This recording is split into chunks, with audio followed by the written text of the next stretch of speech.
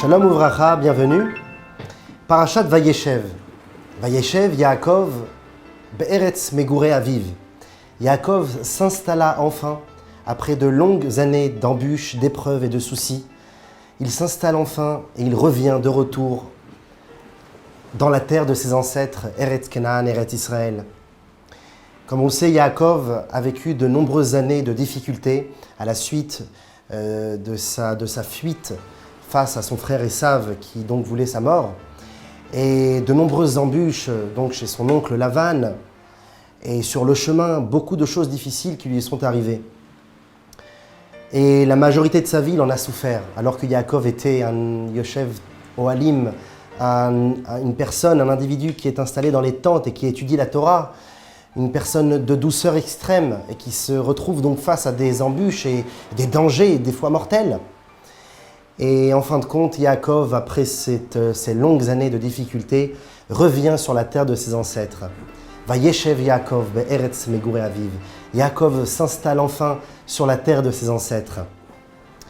Le Midrash, Bereshit Rabbah, nous explique la chose suivante. Vayeshev Yaakov. Yaakov s'installa. En réalité, Yaakov demanda l'Ishev Beshalva. Bikesh Yaakov l'Ishev Beshalva. Yaakov demanda, supplia à Kadosh Baruch Hu de pouvoir enfin s'installer dans la sérénité, dans l'apaisement, dans la plénitude personnelle, de pouvoir enfin souffler de toutes les épreuves et les embûches qu'il a vécues auparavant. Kadosh Baruch Hu interprète cela de manière plutôt négative. Kafatz alav rogzo shel Yosef.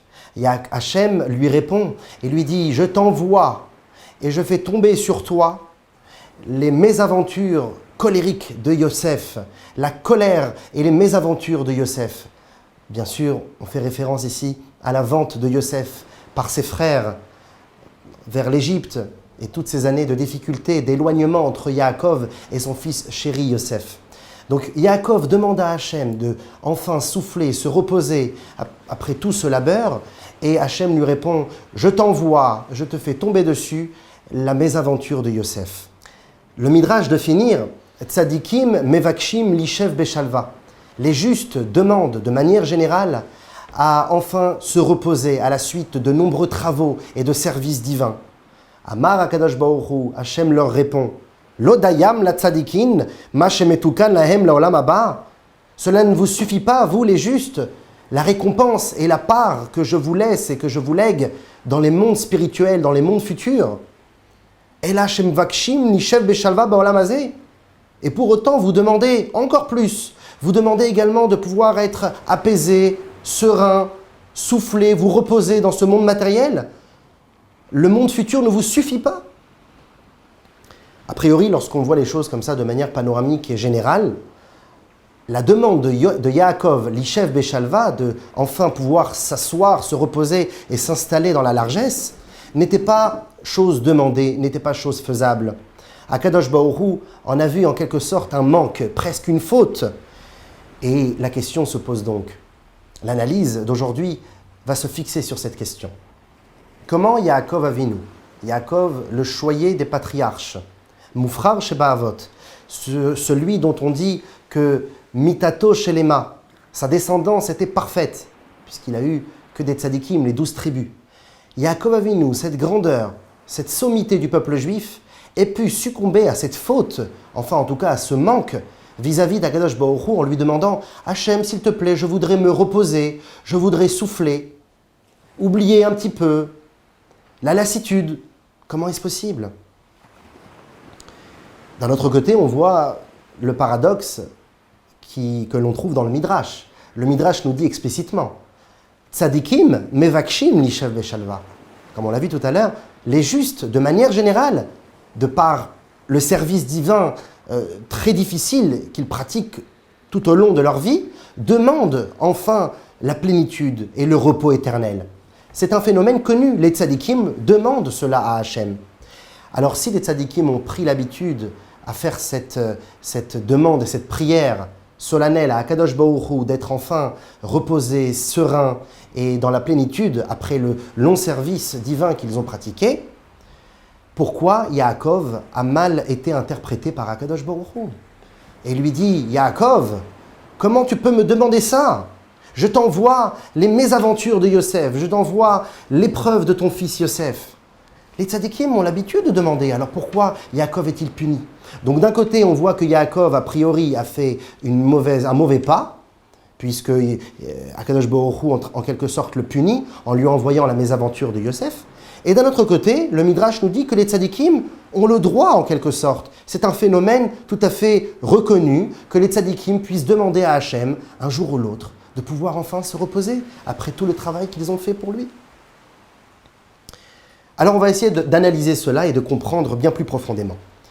Que veut dire les tzadikim demandent le repos? Voilà, les tzadikim sont des tzadikés émet, des justes de vérité, des gens, des individus d'exception qui dépassent tout l'entendement qu'on peut connaître en tant qu'être humain normal. Est-ce que les tzadikim pourraient demander cette facilité de vie, se laisser aller, de dire Hachem, je voudrais maintenant me reposer, souffler? Un tzadik ne se repose pas. En réalité, bien entendu, il s'agit ici d'un repos bien particulier. Le tzadik, pendant toute sa vie, il pratique Torah, mitzvot, de la manière la plus élevée. C'est un labeur et une difficulté très particulière. Et voilà qu'un jour, il demande à Hachem de pouvoir stopper le lien qu'il a avec la matérialité de ce monde, donc tout le service divin qu'il pratique avec la matérialité de ce monde, de pouvoir enfin faire une pause et prendre le temps de s'élever avec une ascension spirituelle beaucoup plus forte que le travail qu'il pratiquait avec la matérialité auparavant. Donc en réalité, lorsque les tzadikim demandent de se reposer, ce n'est pas un repos matériel, c'est un repos spirituel, une manière de dire à Hachem, laisse-moi maintenant l'occasion d'élever toutes les étincelles de sainteté que j'ai pu découvrir tout au long de ma vie. Donc ce n'est pas quelque chose de négatif, le repos des tzadikim. Mais bien que ce n'est pas négatif et que le repos des tzadikim est appelé kadosh, Akadosh Baruch Hu répond et dit, cela vous ne suffit pas, vous les tzadikim, que je vous donne ce très grand cadeau et cette récompense énorme qui est le monde futur. Comme il est écrit, Nehenim, Mizi Vashrina, les tzadikim, dans Masechet Brachot, le traité des bénédictions, nous dit que les tzadikim profitent du rayonnement de la Shekhinah, de la présence divine. L'énergie de la plénitude se trouve dans les mondes futurs. C'est la raison pour laquelle Akadosh Baruch Hu nous dit, puisque vous pensez que cela ne va pas vous suffire, cette énergie dans les mondes futurs, alors je ne suis pas heureux. Car vous devez, vous les tzadikim, comprendre que Ein menucha lachem, il n'y a pas de repos pour vous. La Torah nous dit Ein menucha la tzadikim. Les tzadikim ne peuvent pas demander un repos dans ce monde. Le repos arrive seulement dans le monde futur.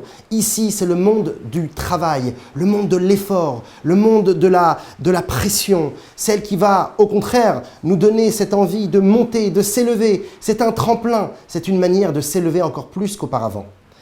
Et un tzadik qui demande de se reposer dans ce monde-ci, alors ne peut que mériter, entre guillemets, cette réponse d'Hachem. Je vais t'envoyer, la mésaventure et la colère de Yosef. Mais en réalité, bien plus profondément, nous pouvons comprendre que ce n'est pas une punition. Le malheur et l'épreuve de l'éloignement et de la coupure entre le père et son fils, entre Yaakov et Yosef, est loin d'être une punition. C'est en fait un tremplin. C'est en fait une étape à passer. Akadosh Baruch Hu dit à Yaakov, effectivement Yaakov, est arrivé pour toi le moment de te reposer. Mais pas tout à fait. Il te reste une dernière étape. Toi, Yaakov, tu me demandes et tu pries, Hachem, je t'en supplie, amène-moi le repos. Et moi je te dis, c'est vrai, tu mérites. Mais je te demande encore d'attendre un tout petit peu. Je veux que tu arrives à une étape que je te demande, celle de l'Égypte, puisque Yaakov va se retrouver bientôt en Égypte. Et là-bas, enfin, tu atteindras la plénitude. Et effectivement, quelques parachiotes, sections plus tard, dans le texte, il est dit « Vayechi Yaakov be'eretz Mitzrayim sheva esre shana » Yaakov vécut en Égypte 17 ans.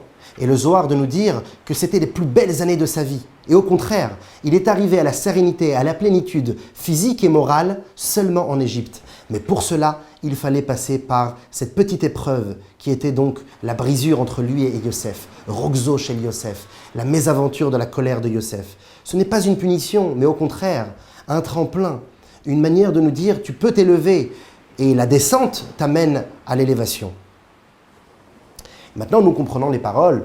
Bikesh Yaakov Avinu lishav beshalva. Il a demandé à Hachem, je t'en supplie, amène-moi ce moment tant attendu qui est le repos éternel. Et Hachem lui dit, je t'envoie d'abord Yosef, car Yosef, c'est par cette brisure avec son fils, Yosef et Yaakov, c'est avec cette brisure que Yosef va se retrouver en Égypte, pour enfin que Yaakov lui-même se retrouve en Égypte et enfin se repose là-bas. Donc il fallait passer par cette étape de déchirure entre Yosef et Yaakov, cette punition, mais qui en réalité n'était pas une punition, bien plus que cela, un tremplin. L'enseignement pour nous, chaque juif, est clair. Il est écrit que « Ve'amcha kulam tzadikim » ton peuple entier, ce sont des justes. Tzadikim anachnu velo chatanu, nous le disons tous les jours dans les Tachanunim. Nous sommes des tzadikim, mais nous ne fautons pas. Bien sûr, nous fautons. Alors, quel est le sens de cette phrase?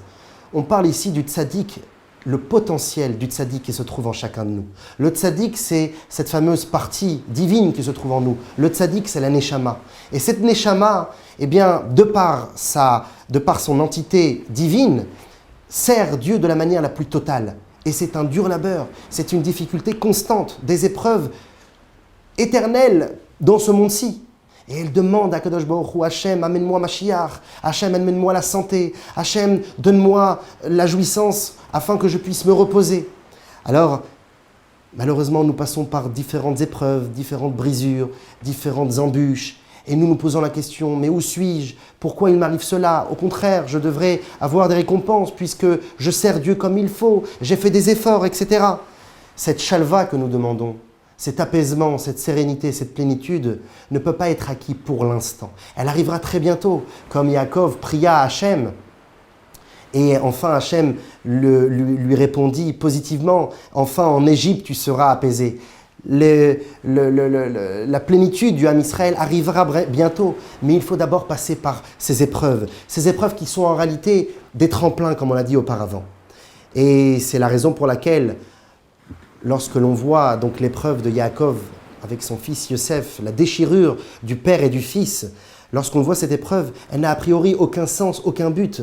Lorsque Yaakov, par exemple, se retrouve face à Esav qui veut le tuer, ou face à Lavan qui veut le spolier et lui prendre tous ses biens, ce sont en réalité des épreuves qui ont un but bien précis. Celle de Ve'alu Moshim Lishpot et Esav, d'enfin arriver au jour où nous pourrons prendre le Esav, cette matérialité perverse, et enfin de l'élever vers le spirituel, ou Lavan, le rendre un peu plus blanc de ce qu'il n'est déjà. Mais la déchirure entre Yosef et Yaakov n'a aucun but, n'a aucune logique. À quoi cela sert-il? En réalité, c'est tout le fond de la question. On ne fait pas ça pour le but, on ne fait pas ça pour la récompense. On doit passer par ces étapes. Nous ne comprenons pas toujours tout. Quand il nous arrive des choses difficiles, on se questionne et on se remet en question. Mais en réalité, il faut avoir la foi, la émouna, comme Yaakov l'a eu également, de pouvoir prier, de continuer à dire à Hachem, « Hachem, je t'en prie, envoie-moi la plénitude. » Nous souffrons, mais nous serons bientôt libérés. À la semaine prochaine.